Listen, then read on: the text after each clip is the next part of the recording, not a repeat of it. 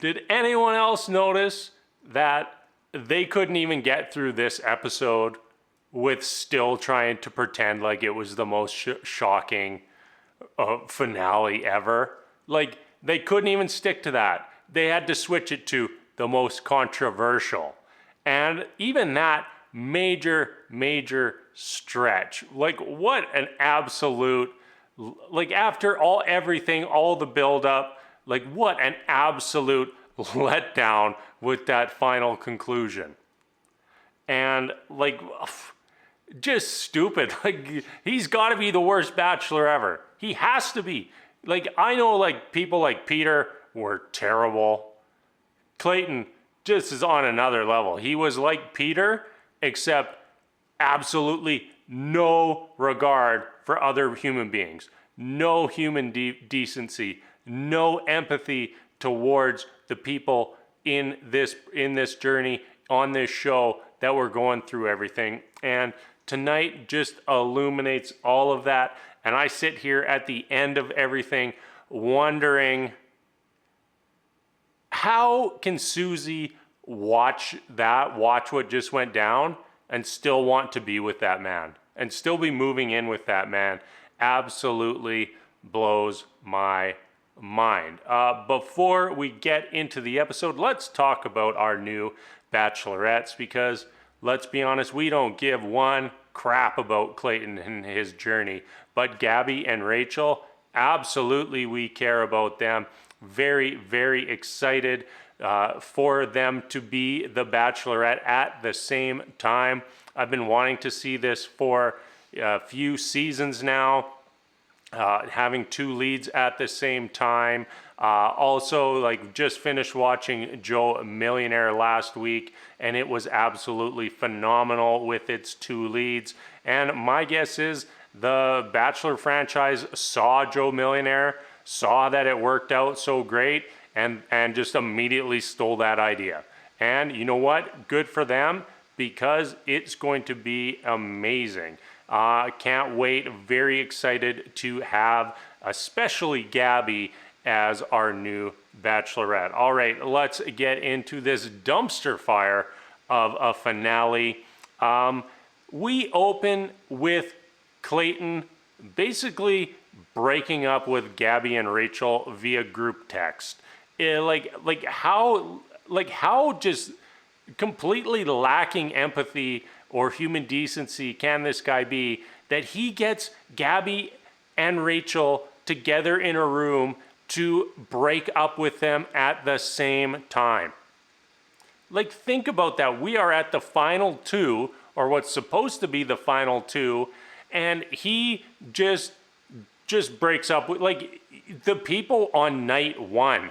The people who went home on night one got a better breakup than what Gabby and Rachel got at the final two. Like, that is not okay. That is not acceptable. And for him not to realize how terrible that was, and like, my only thing I can think or hope about it is that he was forced to do it that way. That the production team forced him to go about it that way. Just had a little potential animal dispute happening off to the side there. But let's get back to this recap. We'll just talk about Gabby and Rachel here without dragging things on too long for this, because this season was exhausting, and I think we all just want to move on and say goodbye. Very happy that Gabby just got up and immediately walked out. One thing she said when Clayton was trying to explain himself to her, "You sound actually ridiculous," and just had me cracking up immediately. Gabby has been a highlight for this show all season long, and continued so even through her very brutal breakup at the end. Clayton saying, "Am I able to walk you out?" And Gabby just looking at him and just saying no. Loved it. Absolutely loved it. And then when we got Gabby out on the after the final rose, and Clayton came out. Anybody else notice that he wasn't sorry for what he did to her? Clayton was sorry that she felt that way. And for anyone out there in any situation, that's not an apology. I'm sorry you felt that way. Not an apology. Not even close. And once again, highlights his total disregard for the other human beings out there in the world. Like, especially for him to have shared this journey with Gabby and just treat her like a absolute piece of trash. I just don't understand how he's still sitting there, even at the after the final rose, still trying to justify his actions. You know what? Just apologize, take your punches, Clayton, and move on. There is nothing you can say to make what you did all right. All right, let's jump over to Rachel. Rachel hit us with a great line as well. When you look back on this, it's going to haunt you that you let me go. I loved it when she said that. Very, very clearly that Rachel was extremely heartbroken at this goodbye. You know, even at the very end, she's begging him not to put her in that car. She's still clinging on to this relationship, to what she thought she had. Meanwhile, Clayton not moved one bit. Clayton, stone face, no emotion. And Rachel is just sitting there bawling. Like, even watching it, like, we were all getting emotional. Just watching, we weren't even in that moment. I can't imagine having her sitting there in front of me, pouring her heart out like that, and to just be like, yeah, whatever. Yeah, whatever, see you later. Because that is what Clayton did to Rachel. And really, Clayton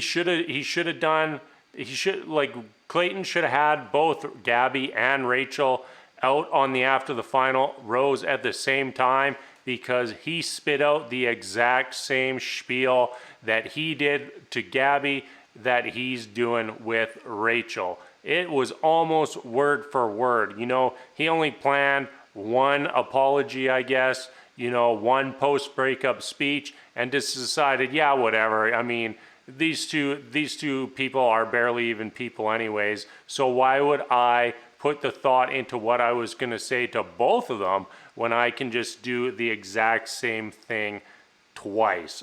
Just more evidence that he was just not the person for this show. Just was not ready emotionally, mentally, just 0% ready for this. And you know what? As a result, this is what we get as the final product. On the after the final rose, Rachel asking, did you say I love you because you wanted to sleep with me? Loved it. Absolutely loved it. No chill at all. And you know what?